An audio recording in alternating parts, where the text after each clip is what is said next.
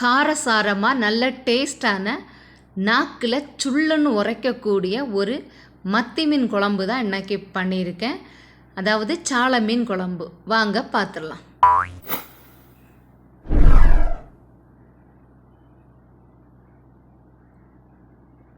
மத்தி மீன் க்ளீன் பண்ணி எடுத்தாச்சு. இனி ஒரு மண் சட்டியை ஸ்டவ்வில் வச்சு 2 டேபிள் ஸ்பூன் தேங்காய் எண்ணெய் விட்டு 1 டீஸ்பூன் வெந்தயம் தாளிச்சிடலாம்.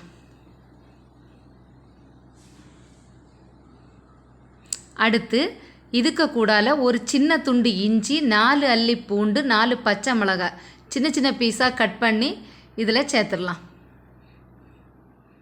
இது கொஞ்சம் செவத்து வந்ததும் 15 சின்ன வெங்காயம் கட் பண்ணி வச்சுருக்கேன். அதை இதில் சேர்த்து பொன்னிறமாக வதக்கி எடுத்துடலாம்.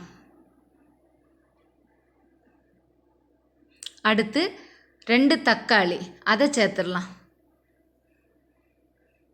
இந்த தக்காளி நல்லா வெந்து வரட்டும். அடுத்து மசாலா என்னெல்லாம்னு சேர்த்துடலாம். 1 டேபிள் ஸ்பூன் மிளகாய்த்தூள், 1 டீஸ்பூன் மஞ்சள் தூள், 2½ ஸ்பூன் மல்லித்தூள். இது 2½ ஸ்பூன் சொல்லும்போது 1 டேபிள் ஸ்பூன் மல்லித்தூள். மிளகாய்த்தூள் போட்டோம்ல, அதுக்கு 1 ஸ்பூன். இதை நல்லா அந்த ஆயில்லையே கிளறி எடுத்துடலாம். இப்போ நல்லா கிளறி எடுத்தாச்சு. இனி புளி தண்ணி சேர்த்துடலாம்.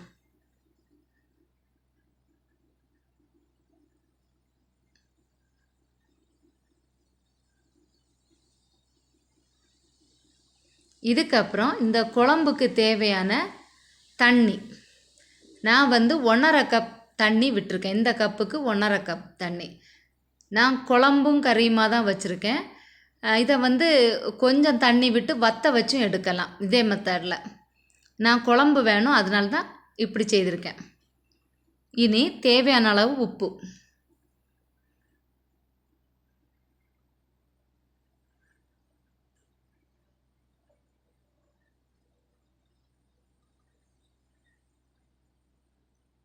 இனி உப்பு, புளி, காரம் எப்படி இருக்குன்னு சொல்லி டேஸ்ட் பண்ணிடலாம்.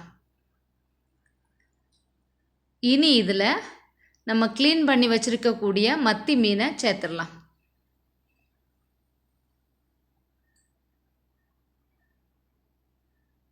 எப்போவுமே குழம்பு கொதித்ததுக்கப்புறம் தான் மீன் சேர்ப்போம்.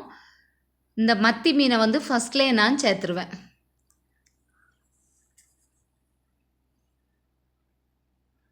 இனி இதுக்கு மேலே 1 கைப்பிடி அளவு கறிவேப்பிலை. இனி இந்த மீனும் இந்த குழம்பும் நல்லா வெந்து வரட்டும். இப்போ குழம்பு நல்லா கொதிச்சுட்டே இருக்குது. இனி மீனெல்லாம் வெந்து வரட்டும். இப்போ மீனும் ரெடி ஆயிட்டு. இதே மாதிரி நீங்களும் உங்கள் வீட்டில் செய்து பாருங்கள். சாப்பாடு கூட சாப்பிட நல்ல உரப்பாக டேஸ்ட்டாக இருக்கும்.